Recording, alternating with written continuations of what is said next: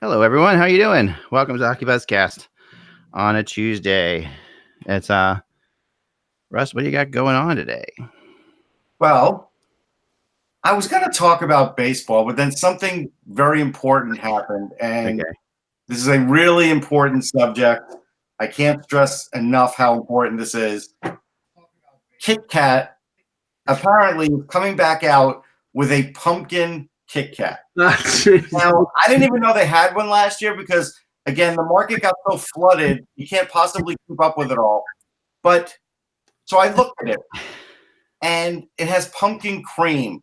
And I just can't think of anything worse. Like, pumpkins were not created to make pumpkin cream out of them. They just weren't. That's not why they're on this earth. Is it like the pumpkin spice latte argument?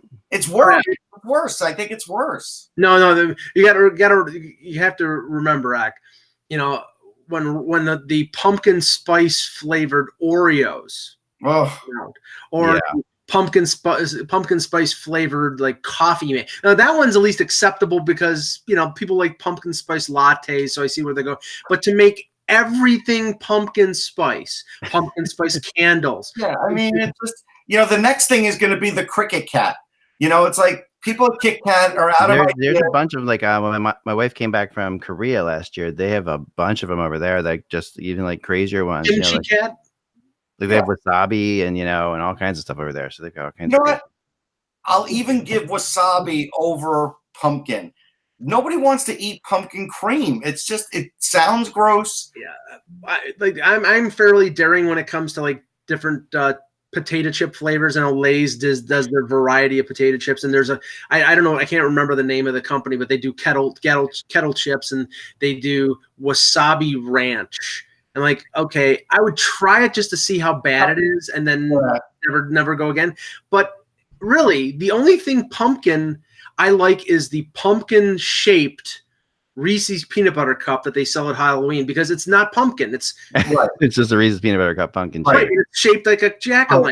Yeah, I mean, pumpkins really aren't like really. I mean, pumpkin pie is about it, right? There's not like really any like serious like pumpkin. I mean, there are. It's not for the size of it. It's not a whole lot to eat in a pumpkin.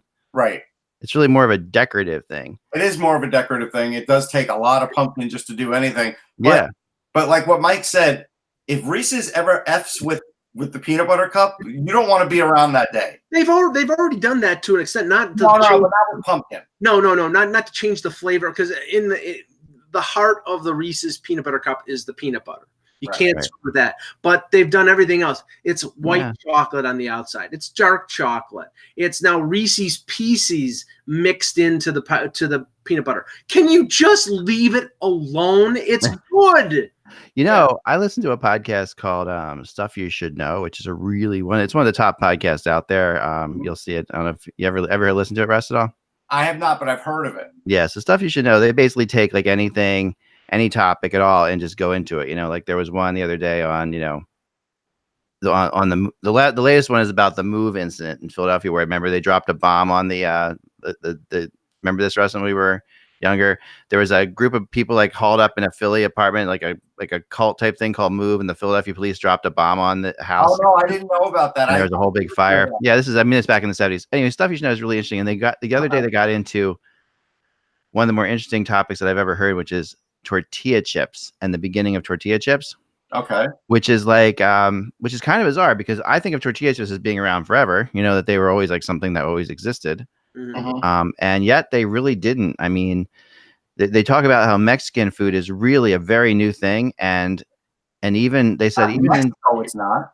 No, but in America, even tortilla chips were an American thing, but they were invented in this one small place, this Frito del Casa, which was a restaurant in Disneyland, Florida,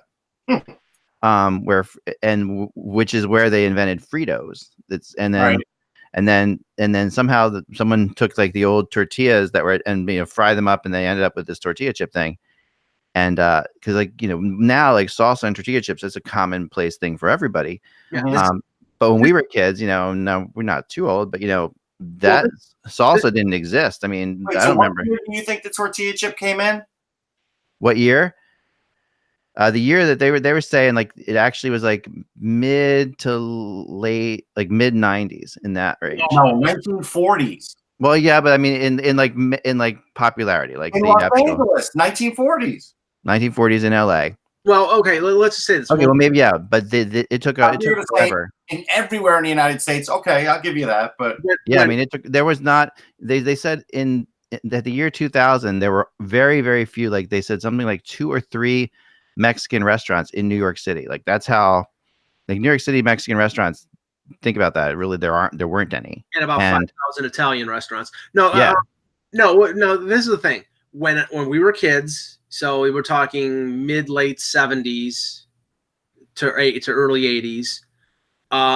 There was one flavor of Doritos. One. You remember plain Doritos? Nacho cheese. No, there was nacho cheese, and then they came out with plain because plain was first. Plain was first. I don't remember the plain. Plain was first. I remember plain Doritos. Doritos were like that was the first mass-produced tortilla chip. Yeah, and that was in the 80s. And then they came out with taco flavored ones. And yeah, then, right. Taco, then nacho, then taco, and now there's like a couple 100,000 different kinds, right? And then the Cool Ranch. No, it's a weird dynamic because on Long Island, Mexican food as a whole didn't really exist for a long time, right? Yeah. And then I remember just when even like a Taco Bell came in, my dad wouldn't go there. Yeah. And we finally would all go there behind his back, and then he would finally give in and go. But yeah, tortilla chips in my house didn't exist. Like it was potato chips. It was anything. Salsa, which salsa didn't exist forever. I mean, none of us had salsa growing up. Tortilla chips as much as anybody. So it is funny how they've gotten popular. But it looks like Fritos stole it from this place called Benito's, who invented it in the 40s in the LA restaurant scene. Yeah, so, I have to give you the podcast. They get into that, the details of that whole thing. Yeah. And it was, but it basically became I like stuff like that. I do. Yeah, no, it's really fascinating. It's a real. I'll send you the podcast. It's really well done. And it gets into the whole thing. And you can still buy online. If you go on Amazon, you can still get plain Doritos. Like they still exist. They still exist. I mean, I don't know why someone would. Because Doritos are so they're so like I mean I haven't had a Dorito in a very long time. I will say it like this. To me, the only 2 Doritos that even exist, and I wouldn't eat them a lot, but I eat them once in a while, are either the nacho cheese or the Cool Ranch. If you get a plain Doritos, you're just doing yourself a disservice. Like there's so many better tortilla chips out there. Otherwise, the reason you get unless you're dipping. Because I don't like dipping like nacho flavored things into things. The reason you get the cheese is because it's like crack. And it tastes really good when you start, and then all of a sudden it's just wow, great. I agree with that. It's like there's etiquette when you have like chip dip.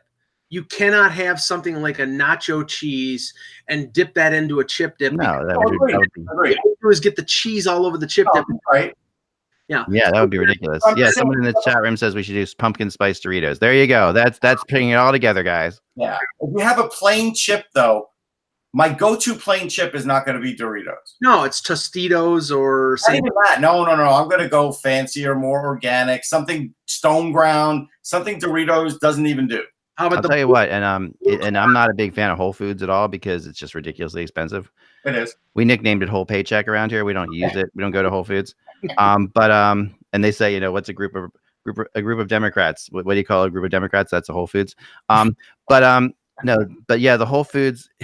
They're chips that they make in the place. Like you can buy them in the plastic bags. Yeah, good. Those are ridiculously good. Yeah, actually, Trader Joe's are real good too. They're probably the same kind of thing. My favorite Doritos are salsa verde. Really? Wow. Yeah, that's good. Taco are my favorite. Salsa verde is my second favorite. Okay. Taco. Wow, interesting. All right, let's get into hockey, guys. I know everybody's like, the Dorito talk could go on for hours, but we should stop. But yeah, no, it's pretty good. All right, here we go. Ready, guys? Here we go. You can't just talk about one. I know you can't just talk about one.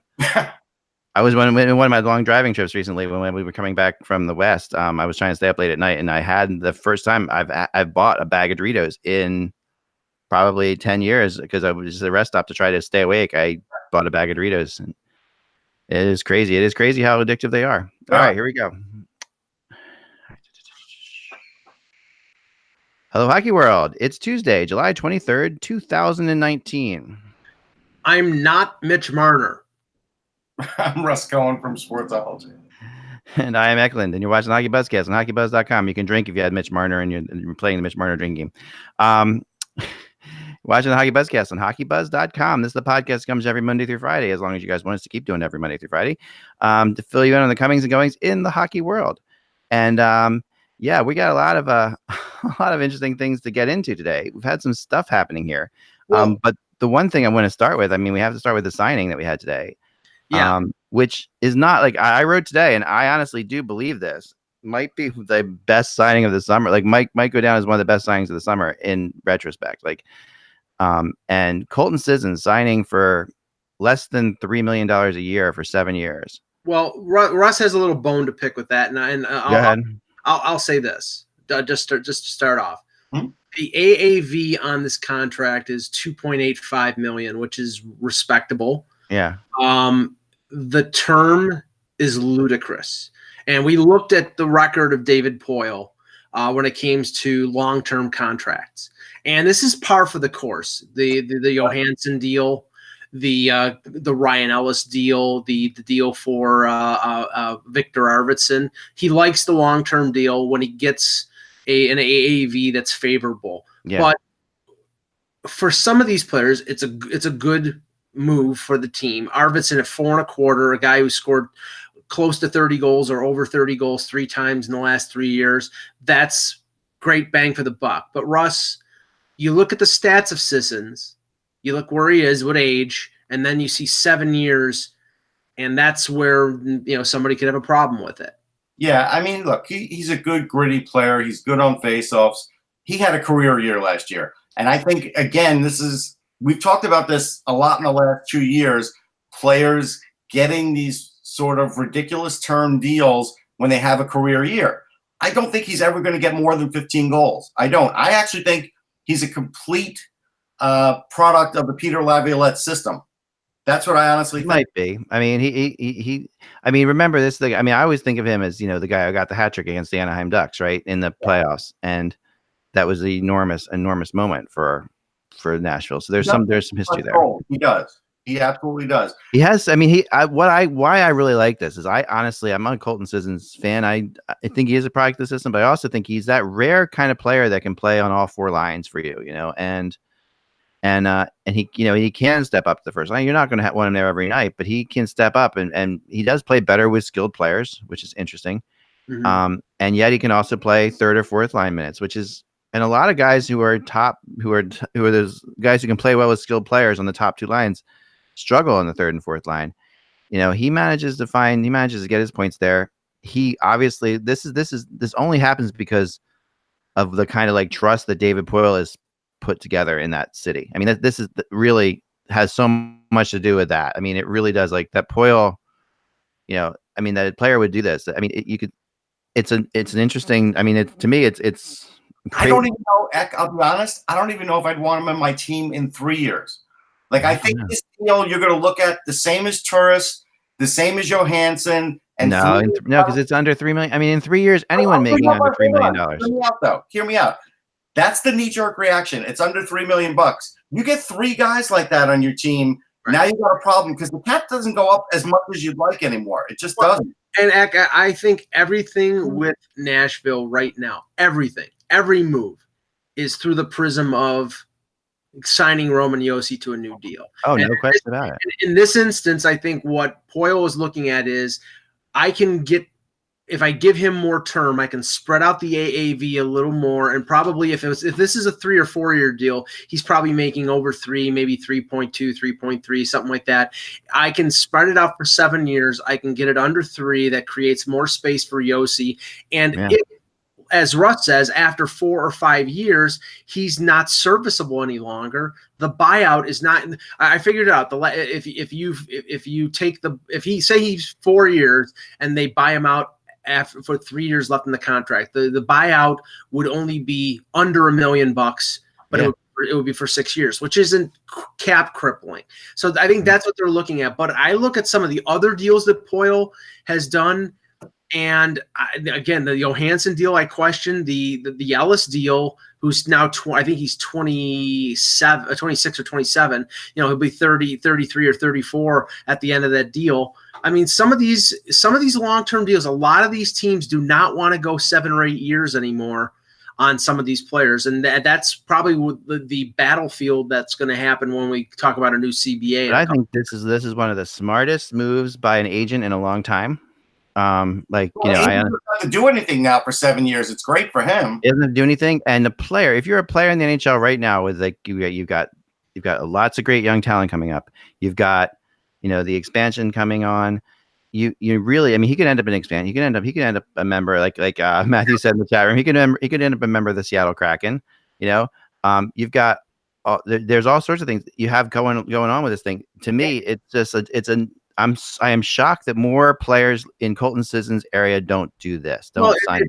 This is not an unprecedented move, though. I was talking to Russ before the show. It's like, look at the 2 contracts that the Islanders signed with Adam Pelech and Scott Mayfield. They're both 5-6 year deals, close to or under $2 million for defensemen. Look at the Brandon Tanev deal, which I didn't think was a particularly good one for the Pittsburgh Penguins, 3.5 times 6 years. For a third line energy forward. I'll say this much. In the defensive market, it's a lot tougher market. Now, third line center, you should be able to draft a third line center, but you know what? Nashville has not been able to do that. But you're not going to be able to get a third line center for under $3 million 3 years. No. You draft him. If I'm signing a guy for 7 years. Okay, so you're saying you get a guy on his entry level and get him to the NHL before this deal is up. But the problem is, I just looked at Nashville. They have not done a good job drafting centers other than Sissons. That is a blind spot problem in the organization. And so now Sissons is the beneficiary of it. Yeah. And I said it in jest before, but I'll say it again. David Poile's not going to be around when this contract sours. I mean, unless he wants to general manage until he's 90. It's a 7 year deal, and more than likely, Poile being a veteran guy, I don't think he's going to be around in 7 years in terms of being general manager. He'll be alive. No, hold on. He'll be alive. He'll be alive. That's why I was specifying. I'm saying GM of the Predators. Now, sorry, David, I don't want to say that you were going to shuffle your. You're offing David Poile. No, I know he watches the show, and I don't want to offend. I'd be happy about that. No. With David Poile, I wouldn't put anything. I mean, he absolutely seems to be able to. He'll be the GM for as long as he wants to be the GM in that town. But I'm just worried if Laviolette's not there in the next year or two. They bring in another coach. Yeah. I'm not sure Colton Sissons is worth this. No, that's true. Everybody thinks it's a low cost, but it's a low cost until you have a guy that you don't know what to do with after 2 or 3 years, and you got 4 years left on a deal. Yeah, and they have history with this, and I'm looking to see if I can find how long the deal was. But you remember when they signed Paul Gaustad after he had traded for him from Buffalo? They signed him to an extension. I think it was 4 years, may have been 5. But the thing was, they signed him to an AAV for a third, fourth line face-off specialist defensive center that was out of whack. I think it was over $3 million. And about 2 years into that deal, he was done. And they were stuck with the extra years on that contract. So you have to be careful. And the one thing, Sissons is 25 years old, so a 7 year deal will take him to age 32 or 33. Right. But I'll be honest. I mean, and Mike and I talked about this off air. I don't want too many players locked up beyond the age of 29 unless they're a superstar. I really don't. Or an all-star every year player where okay, you know what? This guy is definitely not falling off. Right now, you look at guys in this league, the minute they hit 29, things start to get rough for the average NHLer. No, that's true. That's very true. But Sissons has speed, which is important. Like that, you need to be fast to keep going. Yeah. Gaustad's contract was 4 years at $3.25 million, and after 1 year it was bad. You're getting a 30-point scorer. Last year you could say it was his best year ever, but he also missed 7 games. He got 30. He had 15 goals, 15 assists. Straight up, plus 20, which is a good number. Sure, but he hadn't had 15 goals for the rest of his career until last year. No, he did. I mean, he had 9 the year before that, 8 before that, 4 before that. I mean, not much more than 15 goals. Granted, I'm not saying. Let me ask you this: would you have signed Scott Lawton for a 7-year deal? Yeah, at this price, I actually would. Okay. I mean, I shouldn't have asked you. No. I am. Come on, you're honest. No, you're honest. Okay, Lawton's not in Sisson's category. Okay, but he's pretty close. I mean, but he hasn't put anywhere close to those kind of numbers. Like he had 12 goals last year. Like, what are you looking at? 12 goals, 15 goals. I mean, in the playoffs, Sissons in 2016-17 put up, had 12 points and had, and in we talked about those playoffs. That was a magical playoff run for that team. Even Freddie Gaudreau looked good in those playoffs. Where is Freddie Gaudreau right now? But the next playoffs, he also put up points. Like I know, but he also put up points in the following playoffs. I mean, he has consistently scored points. I mean, he's way more consistent scorer than Scott Lawton. I mean, I think he's a little better. Don't get me wrong, but I'm just saying, I think this is a bad precedent to set because it's a bad precedent to set and not in terms of Nashville, but in terms of the league, where you're going to have role players, coming up and say, yeah, they're going to say, okay, and some teams might be willing to do it. It's like, if you got a player who's an effective, second, third line, third, fourth line guy, you like him, he's young enough, they're gonna now ask for 6 or 7 years. Some teams don't want to go even with their star players more than 5. So it sets a precedent that could result in, impasses and holdouts and things of that nature going forward. Now he was, if I remember right, but he was a goal scorer in juniors, right? But he's not in the NHL. Sissons and he played in, I forget where he played, but I thought he was like Riley Cote scored 30 goals in the minors. In Kelowna, from 2010 to 2013, he had 71 goals in 182 games, right? That's yeah, but you can't go by that. No, but I mean, listen, if he's like as consistent, say if he can score consistently 15 goals, I mean, we've talked about like, what goals are worth, in the NHL, like as far as money goes, 15 goals is like, that's a $3 million contract. Yeah, but to take his 2 best years as a baseline, okay, average amount of points is 28. 28 points over his last 2 seasons in ages 24 and 25. Right. Those are prime years. More than likely, he's not going to score 25 goals. He's not going to score 50 points. 30, 35 is the base, is where he's going to be. That I don't know if that's worth 2.8 or 7 years. If you're gonna give him a little more money, then the term should be shorter. If you're gonna give him the length of contract, then the AAV should be maybe lower, maybe at 2.5. Then it's more worthwhile. I think it's a little high for the type of player he is. I'm not saying he's not a useful player. He is. I'm just saying that the amount and the term for where he is in his career, there is no basis for giving him that other than the fact that the team likes him and they think that it's a good amount. I will say this, Zach. So Cote had 28 goals with the Prince Albert Rangers. He did. People in the chat room were laughing, but he did. Yeah. No, he really did. I mean, there's no ways about it. I mean, it's like there are some interesting. I mean, his playing time, Sissons' playing time. I was looking at that too. Like he did those numbers with very limited playing time. He's not getting he's getting. I mean, and this is the thing I'll say about the Predators and this is what my topic I really want to get into today is about desperate teams. But the thing I'll say about playing time is like the Predators have one issue that is they have a couple issues that are huge. I mean, obviously Laviolette could be wearing out his welcome. That's very possible. His expiration date is usually by now, and once he hits the expiration date, it goes south very quickly with Laviolette. Mm-hmm. So that's possible. They have Pekka Rinne, who is up there, and that's an enormous issue for them that they've got to deal with. And the other thing is they have made for some reason or another, habit of collecting streaky goal scorers. Like this is what they do. Matt Duchene is just another one. I mean, Matt Duchene is a guy who will go, 20 games with 1 goal and then score 10 goals in the next 15 games. And that's Matt Duchene. Ryan Johansson, same exact way, right? Ryan, actually, here's what I worry about too, though. So last year he had 110 shots. He got 15 goals. The year before he had 120 shots and got 9 goals. So that means this year he's going to get like 11 goals. But if he's playing, but it depends on the minutes he's playing. Like it depends how healthy they are. 16 minutes? Are you really going to give Colton Sissons more than 16 minutes a game? No way. It depends who gets hurt. I mean, it really comes down to injuries. I mean, and the point is you can, though. The point is that you can be given that kind of minutes. In his regular role. I think it's okay to have like some of your third and fourth liners be consistent over time. You know, like I think that they will have third and fourth liners tend to be very transient players. You know, like you can see throughout the NHL, you count the amount of third or fourth liners you have on a given team, and you get 20 of them in a 4-year period. You know, it's just crazy. But I think it's pretty good to have a consistent one. I'm not saying he's the greatest thing since sliced bread, but I do think he's way better than people want to give credit to. And I think Funky said in the chat room, I want Eck to be my agent if I'm a fringe NHL player. You do.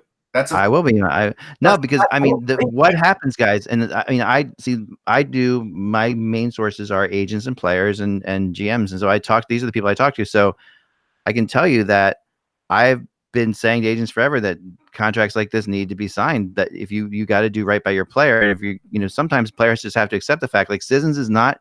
He had a big year, put up 15 goals, 15 assists for him. That's a big year for a third liner. That's a great year. It's fine. Third, fourth liner. He's now cashing out in like a consistent, like he's got a consistent $20 million coming in over the next 7 years. Where if he puts up 25 goals this next year, then people are gonna be like, oh, what did you do? You know, why did you do that?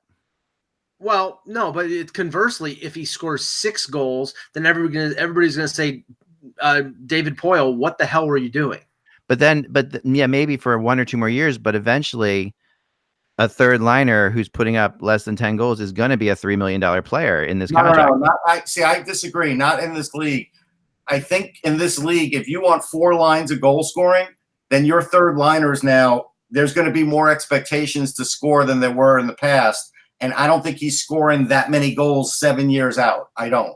So I think that's where the game is changing in that way. Like, there's some teams that don't even have a fourth line anymore.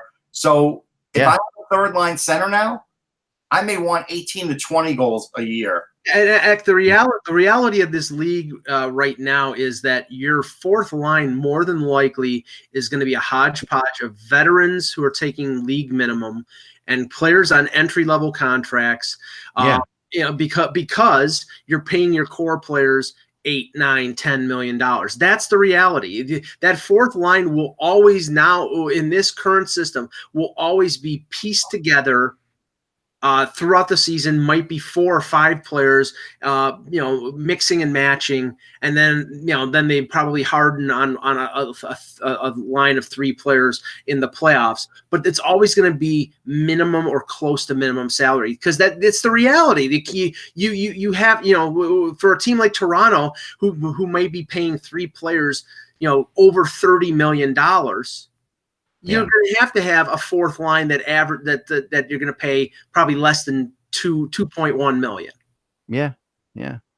No, I mean, you are going to have to do that. There's no question about it, but it's not necessarily the right way to go about it. And in the NHL, we really have seen that the teams that go far have at least 3 good lines and quite often 4. Both St. Louis and Boston, perfect example. The Capitals before that. I'm not saying that the fourth line can't be good. I'm just saying it's not. Oh, you're paying for it. Yeah. I mean, you might be able to get away. You might be able to get a couple bargains on your fourth line or something like that. We have a Jason Spezza type character this year in Toronto, for example. That could turn out to be. Look at what the Bruins had with Achari and Nordstrom on that fourth line. They weren't big money, and Achari went to Florida because he got $1.6 million from the Panthers. So he got a chance to make more money, and he moved. He left. Thomas in the chat room brought up a good point. Like Paquette on the Lightning, 13 goals, 4 assists last year, +5. Signed a 2-year deal for $1.65 million per year. Paquette and Sissons, who would you rather have? Paquette on a 2-year deal. Yeah. I don't know.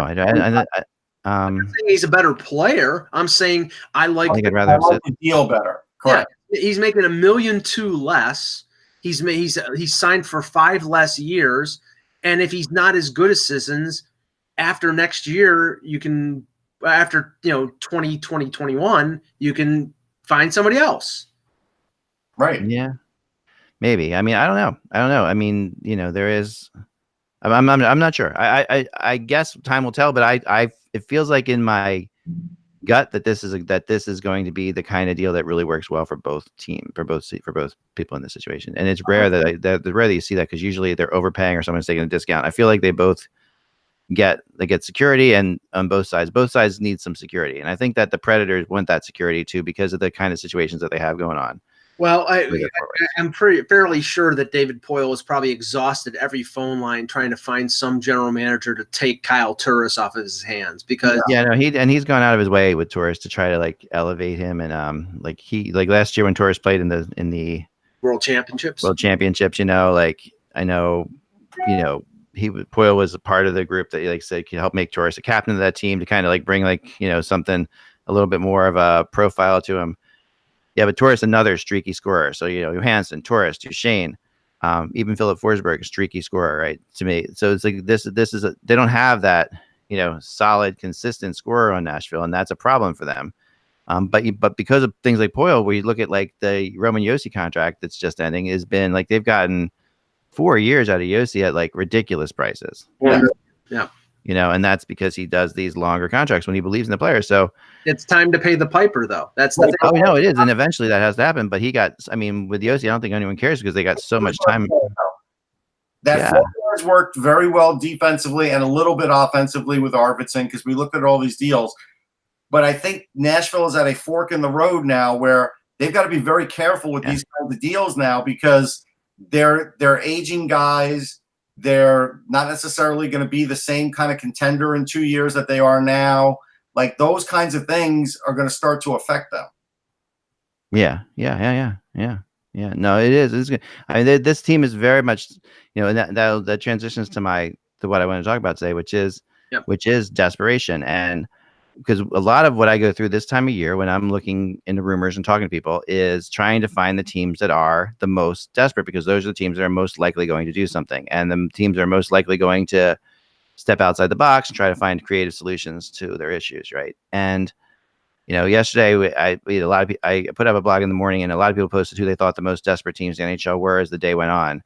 Mm-hmm. And I came up with 10 basic things. I want your opinions on this that I think determine desperation. Like these are the 10 things that I look at. Now I can go through them quickly, but they're, obviously number one is what's the team's expectations. And that's, obviously a team with low expectations is less desperate. What are their recent successes? How have they done in the last couple playoff runs? That matters. Or have they not made the playoffs? How long has it been since they won a Stanley Cup? That does play into it. No question about it. Beyond just in that instance, the Buffalo Sabres are the most desperate team in the world because they have never won a Stanley Cup. They never won a Stanley Cup. Sometimes that's different even than how long it's been since you won a cup, though, actually, I found. But Buffalo is definitely up there and one of the most desperate teams.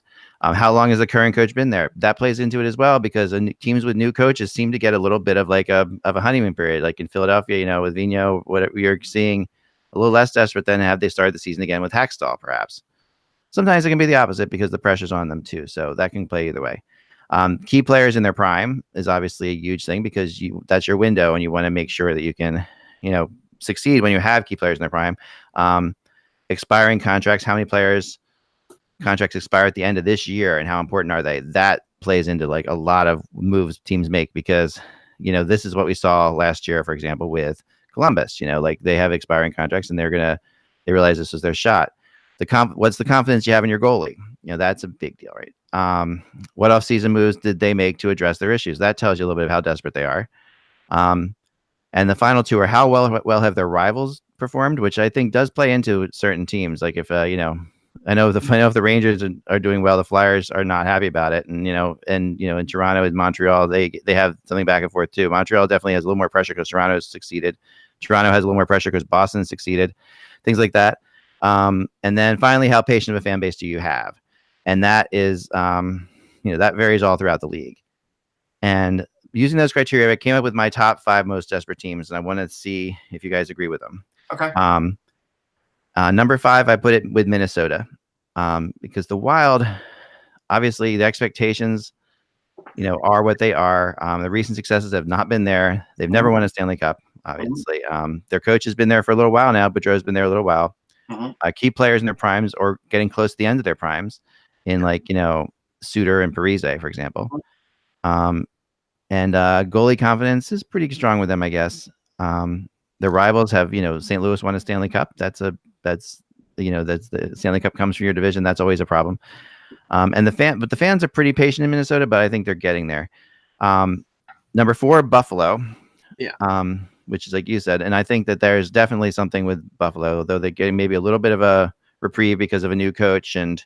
Yeah, but that they've been through this. Yeah, because but how patient their fan base is definitely going to eliminate that to a degree. I mean, honestly, I think, and in covering the Sabres a little more than I have in the past, the Botterill firing of Housley was to buy Botterill more time. I get the feeling that if he had backed Housley and said, he'll stay, that the ownership was essentially saying to him, okay, we'll keep him, but if he loses and the team plays as badly as they did last year, your neck is on the line too. And he's made some good moves this summer, but I don't think that people are going to say, oh, it's a new coach, and after a mediocre year of 80 points or 82 points or something like that, that they're going to just say, oh, they're showing progress. No, they need to win. They need to get close to making the playoffs this year, and they probably need to make the playoffs next year. And if they don't, I think Kruger and I think Botterill are done.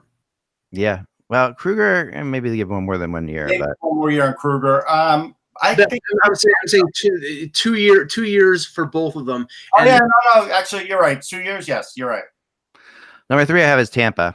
Yeah. And I think, that just comes obviously having such an epic season and getting eliminated in the playoffs, that there's a desperation there. Plus the contract situations are getting really hazy there, and they are expiring. They have expiring contracts. They've got to deal with it. They've got to succeed now. But number 2 I put is Nashville, Wait, I think before you go on, so yeah. This offseason again, what has Tampa really done in the offseason? Yeah, and that's true. And that is a their obviously their concept is, we were one of the best teams in NHL history last year. Why would we do anything in our offseason? Right. They cleared cap space with the trade of JT Miller to Vancouver, and they brought in some bottom pairing defensemen like Luke Shen into the mix. But again, what have they done? Right.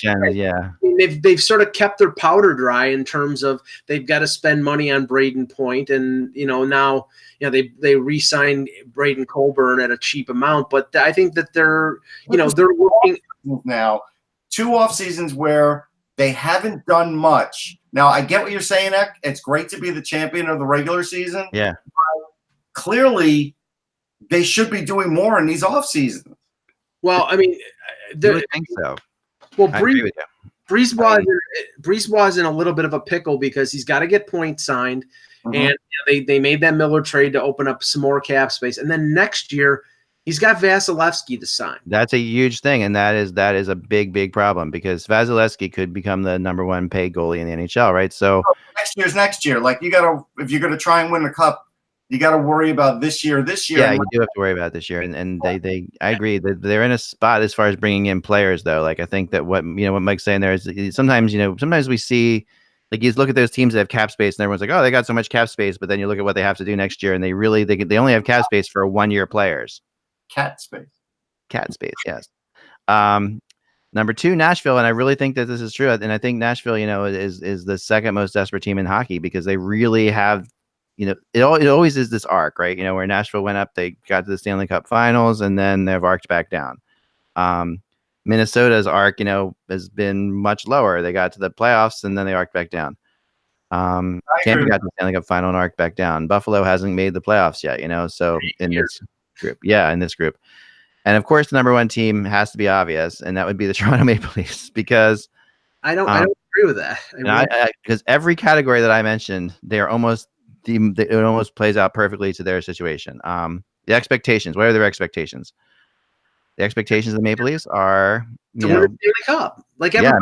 They are at the point now where they were a 100-point team. They've gotten better every year, and assuming they get Marner done, they'll be among the favorites. If they get Marner signed, they will be among the favorites. That's where the expectation is. I mean, we heard that they were the favorite for the Stanley Cup after they signed Tavares, and anybody who knew that team, like I do, knew that was complete balderdash. It really was. They would never have won the Stanley Cup last year, in spite of how much first half success they had, because their defense sucked. Right. Really did. Now this year, They made trades, and now they actually have a respectable top four. The only problem is they don't have a 5-6 on that blue line, and that's something that they're going to have to address before the beginning of the year. With potential youth. Right. Yeah, but they have that potentially there. I mean, how long since winning a Stanley Cup? Obviously, it's longer than anybody else. Right. Recent successes. 3 first-round losses. Right. Current coach has been there for this is his 5th season. 5th season is a big deal. He's seen progress, but you're also starting to see another thing that happens with coaches, which is like suddenly people are questioning him, and there are the issues rising about Matthews and playing time in the playoffs and all that stuff. Right. Key players in the prime. I mean, Tavares, Matthews, and Marner. I would say Barry, Muzzin, Riley, Anderson. These are all guys that are in their prime. I mean, Marner and Matthews towards the beginning of their prime for sure, but they're still entering their prime. Expiring contracts, with the exception of Morgan Riley, the entire defense is an expiring contract. Right, and I was going to write about this in the next couple of days. One of the interesting things about, obviously everything is focused on this year, and, Kyle Dubas was definitely influenced by Masai Ujiri, the Raptors general manager, and his sort of one-year approach to winning it all. And some people think that was the inspiration for the Barry deal. Mm-hmm. If the Leafs have success this year, Kyle Dubas is going to want to sign Barry, is going to want to sign Muzzin. He just may not have the cap space to do it. They'll have more cap space next year. There are some other contracts dropping off. The thing is, again, I keep bringing up his name, William Nylander will probably have to go. Yeah, there's no question about that. If they're going to sign, whatever they sign Marner for, if they're going to sign Barry and it's anything close to the $8 million he's saying he wants, then they're going to have to allocate money towards their blue line, because that is the key to winning it all.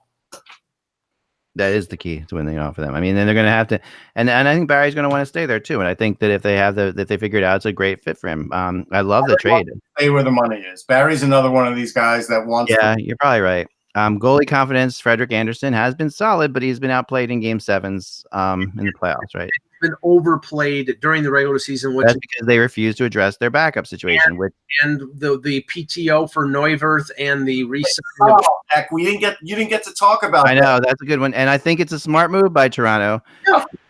I think, but I do no, but at the same time, it's a big question mark. Having lived through the Neuwirth situation, I mean, no, I'm not saying it's a great move, but PTO is at least, No, they're not. It's a free look. At least it's addressing the backup situation slightly, like ever so slightly.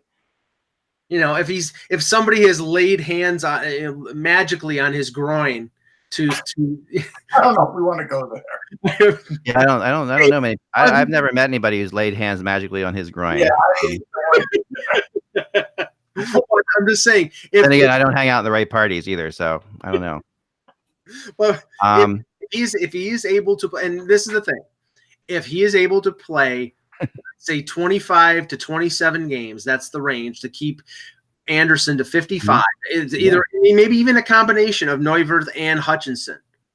That is what they need. They cannot have Anderson playing 60 to 65. No, they can't. You're absolutely right. I want to give you the last Flyers update on Roto World for Michael Neuwirth, because I think it's great.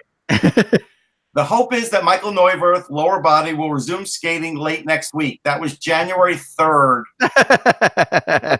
It's very late next week right now. January 3rd is when he had last played. January 18th was when that was posted. Right. Finishing with this for a second, offseason, they did make a lot of offseason moves to address their issues on defense, no question about it. Plus, they cleared up space for Marner. How well the rivals have done? The Bruins have done extremely well.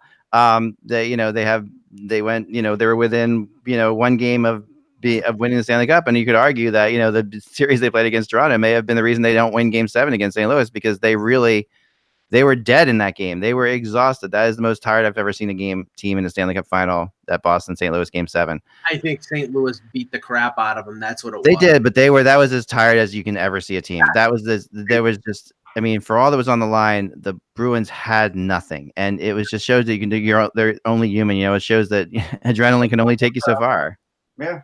How patient of a fan base do they have is the final one, and I don't even have to get into that one. So, I mean, I think every one of those categories, the Leafs lead in almost. I think and I think that, so I mean, there are other teams, of course, that are in there that, people say that should be mentioned. San Jose, and that's a good one. As you could say, San Jose is desperate. I mean, they are one of those teams when you talk about who might miss the playoffs next year. San Jose is an interesting one to look at. Honestly, I think, and you may say that they've deflected the anticipation because they hired a new coach. I think Philadelphia is under a lot of pressure. Oh, and I think Philadelphia is totally under that pressure. They're desperate now because they put themselves in the situation to be desperate by artificially moving up the rebuild. So they definitely have put themselves in that spot. And I'll throw the clown car of an organization known as the Edmonton Oilers also in there, because whenever you have the best player in the NHL and Connor McDavid, and you're wasting his quality years, incompetence throughout the organization. Now Ken Holland is there and he'll bring sanity, but the question is, how long is it going to take for him to turn that organization around? And I know, I think that they got the better end of the James Neal for Milan Lucic deal, because Lucic's deal was not buyoutable, but Neal's is if he fails as grandly as he did in Calgary. But still, you have to surround those great players with talent to help them, and those players in that organization are either too young, meaning Yamamoto or Bouchard or Puljujarvi, or not good enough in terms of the third and fourth liners that they have on that roster right now. They're not a good team, and the expectation that some people out there have about them making the playoffs is completely and utterly clueless. No. I want to tell you, I will disagree with Mike on that one, but go ahead and continue, Russ. A desperate fan base is the New York Islanders. I was just in Brooklyn the other day. Yeah. I played some softball in 100-degree heat, but I spoke to a lot of Islander fans, right? and some reporters. And the fans, they want everybody offer sheeted. They want somebody to be picked up in free agency of any value. They want just York. They want Sorokin like starting next year. They have all of these hopes because there's so much like just undecided about the Islanders. Like we've even heard with the arena, like they still haven't broken ground. Like, who would have thought the Calgary Flames arena could actually get done before that one? Calgary Flames arena is going to get announced before they put shovels in the ground. Which is insane. I mean, that could be done before the Islanders arena. But look, we're assuming the Islanders one's going to get done. It's going to get done, but it's like it is. All these things, right, had made this fan base very nervous. And you know what? Their whole season seems to be riding on, is Varlamov better than Leonard? Because if he's not, they got a problem. I know you're going to say Greiss will rescue them, but I'm just saying in general, they got a problem. I'm not going to say Greiss is going to rescue them, but I think you're going to see the same kind of situation where they tandem them a lot. I think you're going to see both Varlamov and Greiss, and they should, because Varlamov has a little bit of Neuwirth in him too. Like there's a possibility that Varlamov gets hurt, so you have to be careful. Right. Would you have given him 4 years based on that injury history? No, I really wouldn't have, and I'm really still kind of surprised that they did, and I'm still kind of surprised they couldn't figure out something with Robin Lehner. Honestly, I don't understand that at all. It does. What it sounds like is that they made an offer that was insulting, like a 1-year deal, and Lehner said, "Go spit." Yeah, I think it was more than one. I think it was probably 2 or 3, and he wanted 4 or 5. To me, as the Lou whisperer that I have proven to be, time and time again, Lou Lamoriello just doesn't like Robin Lehner. No, that seems to hold out. Although, if you really didn't like him, why say you made an offer at all then? Right. Because you have to, and because he did. He made an offer, but there was this is how much I like him offer, and that's it. And any more than that, and if there, and he probably doesn't even make that offer if Leonard isn't up for all these awards and doesn't go the whole thing. I mean, he probably doesn't even make that offer. That's fair. I think you're probably right about that. So he ends up making the offer because he feels like, well, he played so well, it would be absolutely insulting to not make an offer at all. But for whatever reason, he doesn't believe in him. And I think a lot of this has to do with, this is like maybe one of Lou's downfalls to a degree of not being able to look past that. He just doesn't see, and Leonard is such a brave and courageous guy for coming out and saying all this stuff about his depression and all the different things he's fought, stuff like that. But the way Lou Lamoriello looks at his goalies, I don't think that personality works with them. And I hate to say it, like no matter how much you overcome, I wonder if Lamoriello is able to sit there and say, well, okay. Semyon Varlamov isn't exactly the patron saint of stability.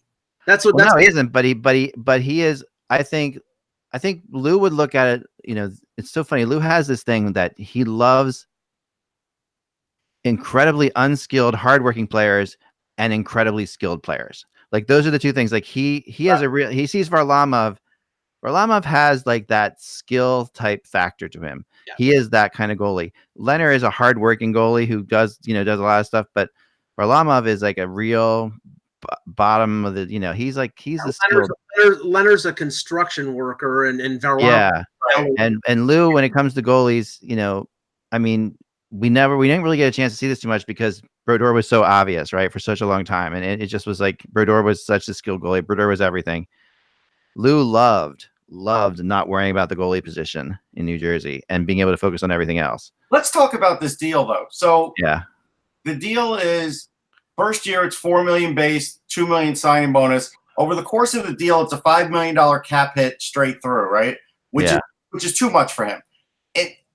He's got a full no trade clause for 2019-20, and he's got a 16-team no trade from 21 to 22. So 2020-21 is the year that if he was going to trade him, now he's got a 16-team no list. He's cut out half the league. Yeah, but that's enough teams, isn't it? Is it? I don't know. I mean, not for that salary.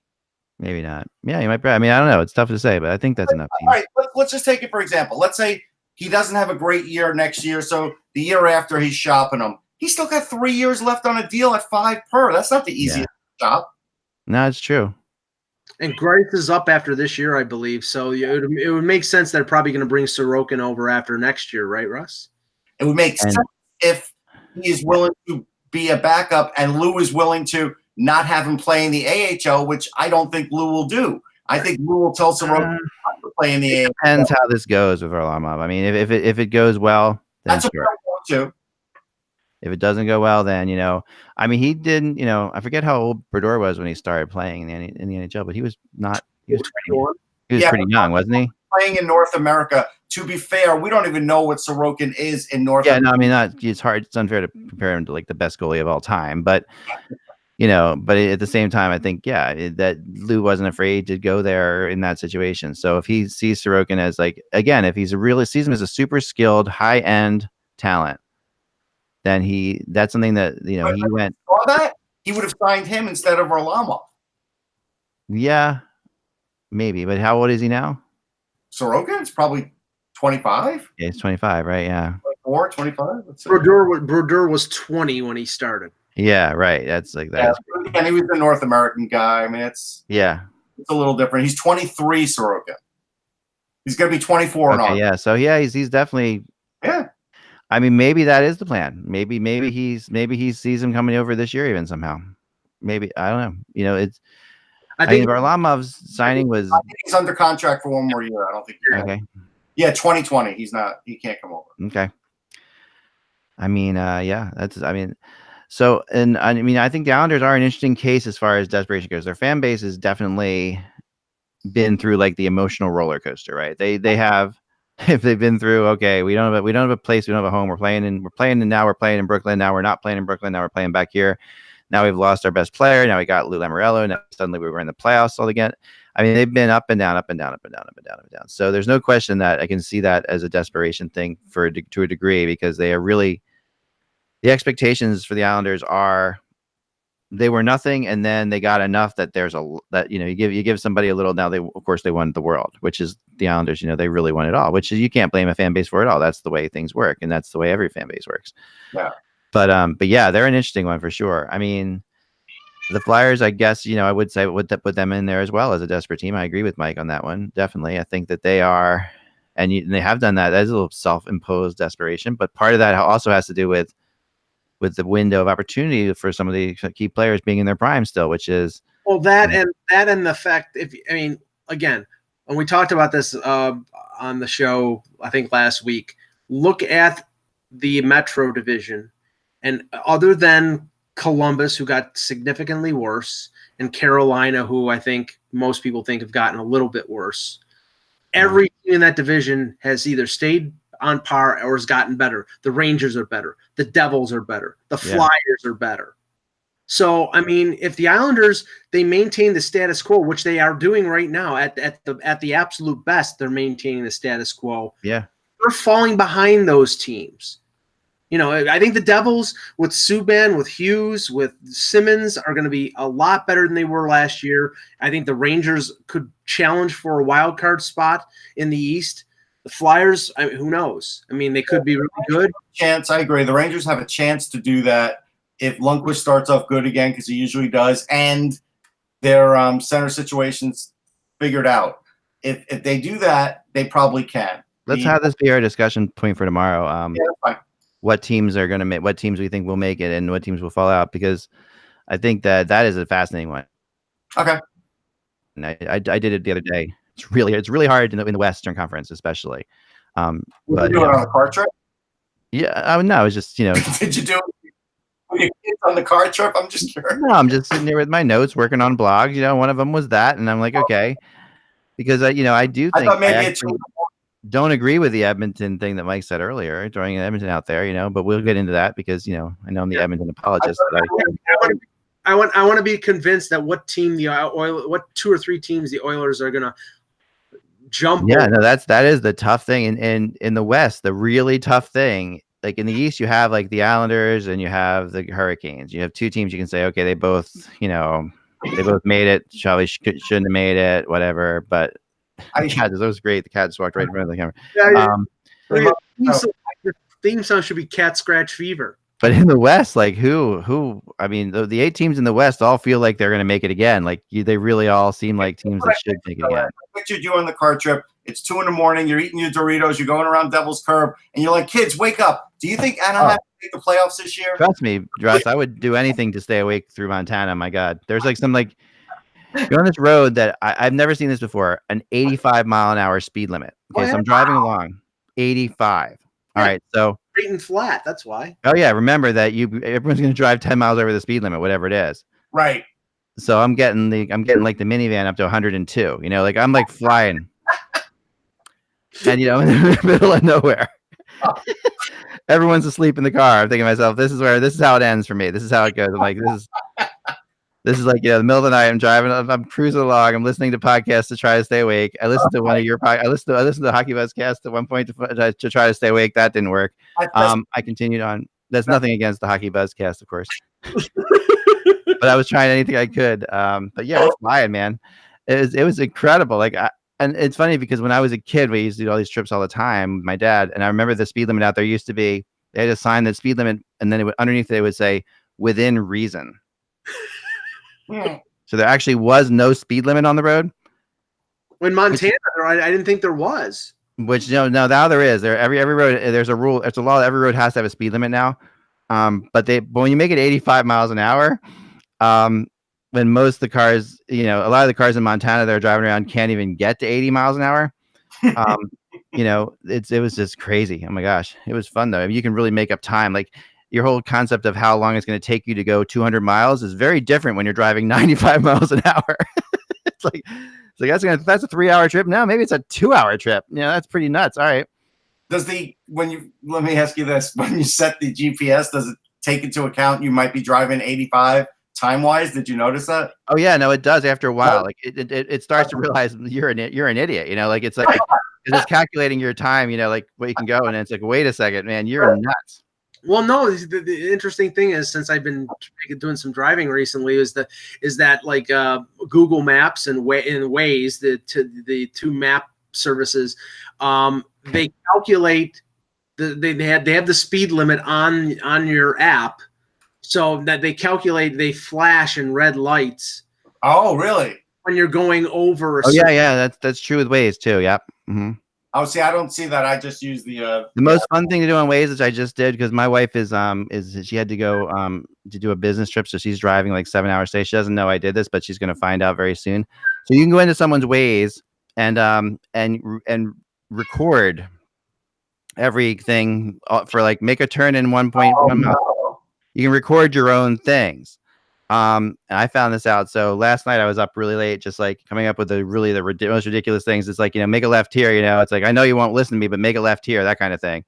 Where it's like, fine, if you're going to go this way, why'd you even ask me how to get there? Like I had a fun time recording all these. I like that. The passive aggressive GPS. It was basically. Yeah. Take a question or two from the chat if there are. Yeah, let's do that. If you guys want to get up a couple questions, there were a couple earlier. Russ, can Bracco be what Nylander is playing with Matthews? I mean, honestly, I think he could be really close because he does have a built-in chemistry with him, and he does have great vision. And I think his edge work makes up for whatever speed people don't see and say he lacks. And that's fine to say that, but he gets from A to B really well because of his edge work. So I really do think because of that passing, he has so much familiarity with Matthews that, yeah, he would get Matthews quite a few goals, I think. And I'll say this. I mean, because a lot of people, and I noticed it in the Calder Cup playoffs, Bracco's defense still needs some fine-tuning. Sure. But William Nylander is not Doug Jarvis. So he's not exactly a top defensive player. He's okay. I mean, he's bigger than Bracco. He's stronger than Bracco. But I think Bracco would be somebody who would be a defensive liability for his entire NHL career. He needs to get better at it. He needs to get stronger.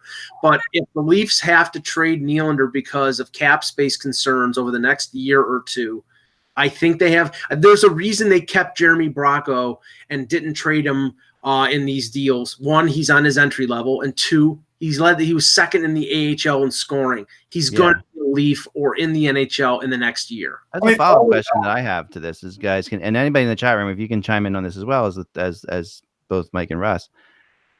What is the most successful player combination that made it from like juniors into the NHL? And you know what I mean? That like, oh, I got it. What is like? I can't think of many, if any. Yeah, I got it. Who is it? Jean Routel and Rod Gilbert. Okay, so that's going back a ways.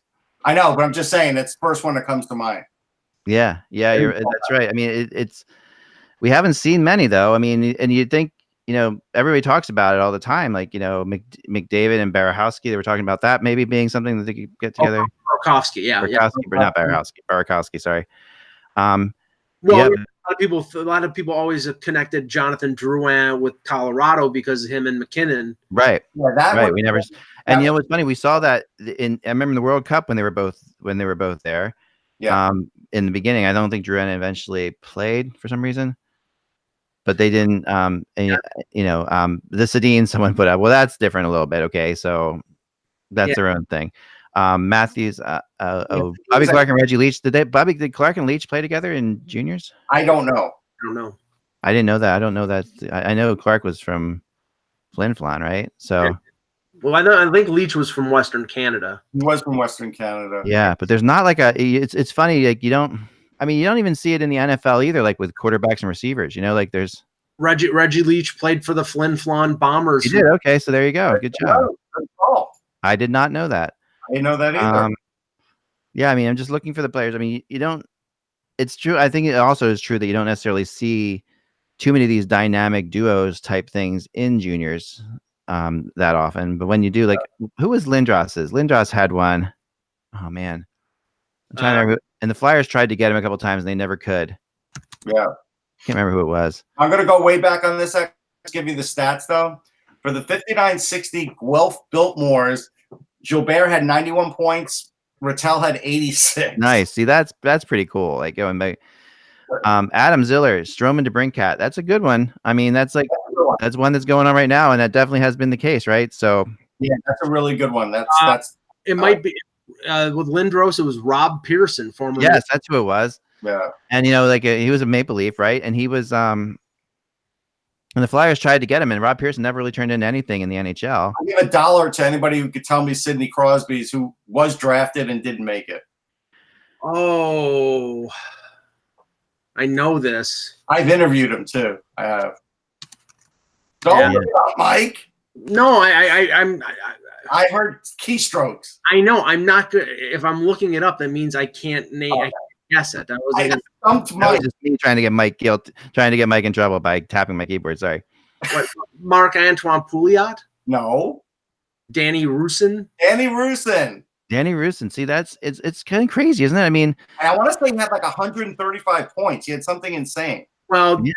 The one, it's funny. The one that immediately pops to mind was when Denny Savard was in Chicago. They traded for a guy named Denny Sear, and Denny Sear was his line mate in the queue, and he was not an NHL player, so it didn't work. So the guy has to be a talent enough to be in the NHL to actually work.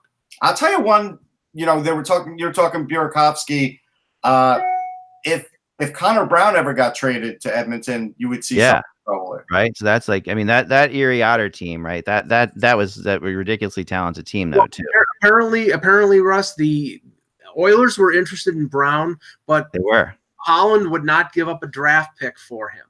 And because Holland was not interested in giving up draft picks, which may be an indication that he knows that the Oilers are going to be a non-playoff team. Yeah. And doesn't want to. Yeah. Another question, Thomas in the chat room. I doubt the Devils will trade within the division, but what would the Islanders have to give up to get Taylor Hall? Not a chance. Oh my God. They would have to give up Noah Dobson. Yeah. They would have to give up one of the goalies in their system. So if you don't want to give up Sorokin, you probably have to give him Soderstrom, who had an injury last year, but still has. You probably have to give him one of those because they still need some other goalie, even if it's going to be a backup to Blackwood. Right. And you would have to give up a first and a second, probably. Yeah. I would think that they're going to try to get him signed before the beginning of the regular season, because if it gets to that point and he has a big year, then he's the biggest rental on the trade deadline at the trade deadline. Yep. Deskin brings up that Oshie and Taves played together at North Dakota. That's true. Okay. And but obviously never played together in the NHL. But it's funny, doesn't it seem like TJ Oshie's older than Jonathan Taves? It does. Maybe they are. Maybe they are. I don't even know. Did they come out the same year? Were they drafted the same year? I'll check. Yeah, see if they were. But I think that Kevin Smith, not the famous movie director, who does actually watch the show and is a fan of Hockey Buzz. Kevin Smith, the movie director, the new movie coming out in a little bit, actually. Do you know they're doing a Silent Bob? Kevin, get us in, man. Come on. I know the Silent Bob. There's a Silent Bob movie coming up. Money for Clerks. Come on. What was that now? I told him I paid money for Clerks. He can give me a break on the back end. Absolutely. TJ Oshie is a year older than Jonathan Taves. Okay, that does. He is older then. Yeah. What's your favorite Kevin Smith movie? I do like Clerks. I think Clerks was great. Yeah. Because it was very realistic. Yeah. I like the realism of it. The other one after that, the female-driven character one was okay. That's my favorite. Something about Chasing Amy. Chasing Amy. That's my favorite of them. Yeah. Yeah, that was okay. That was pretty good.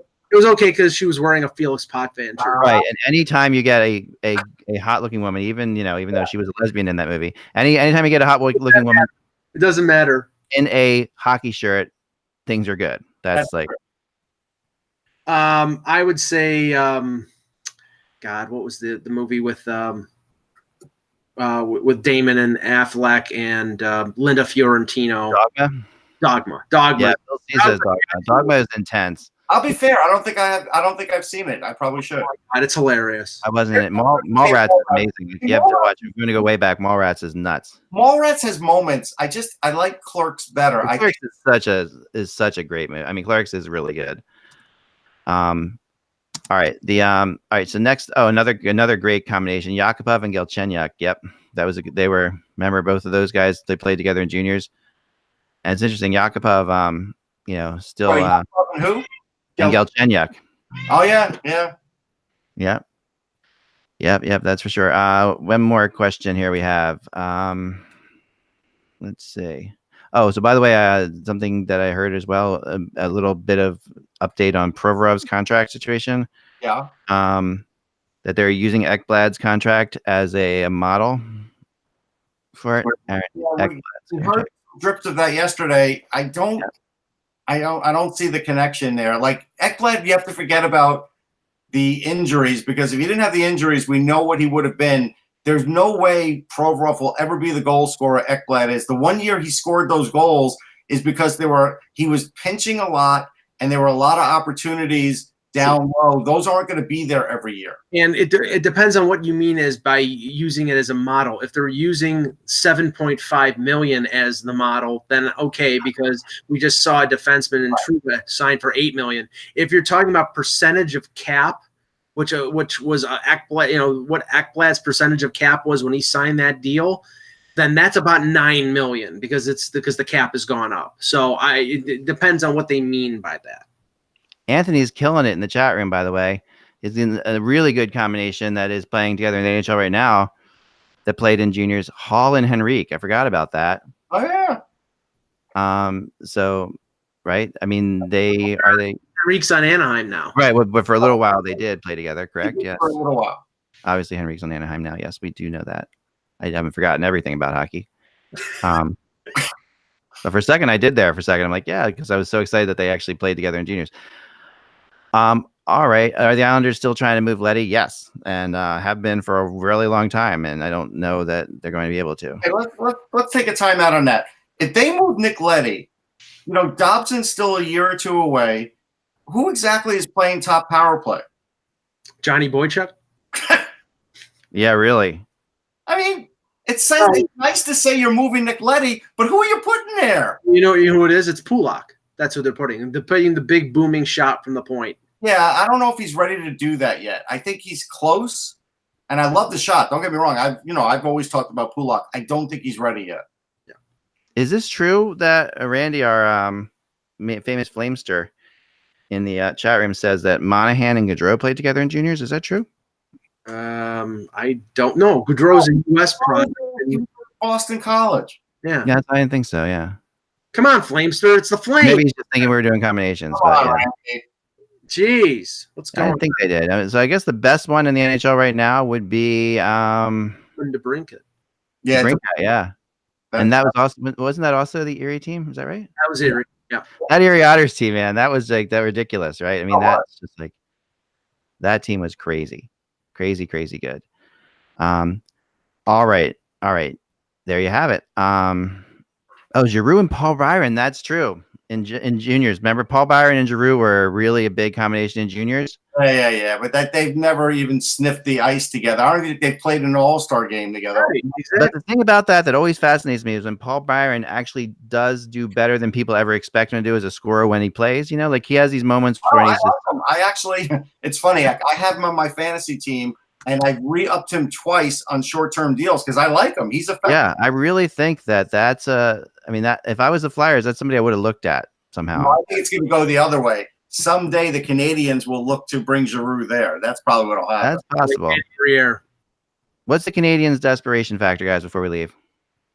The fact that their fans will burn down the Bell Center if they don't win.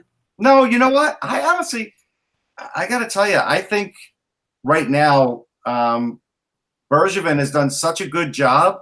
I think he has tempered expectations in Montreal. I agree with you.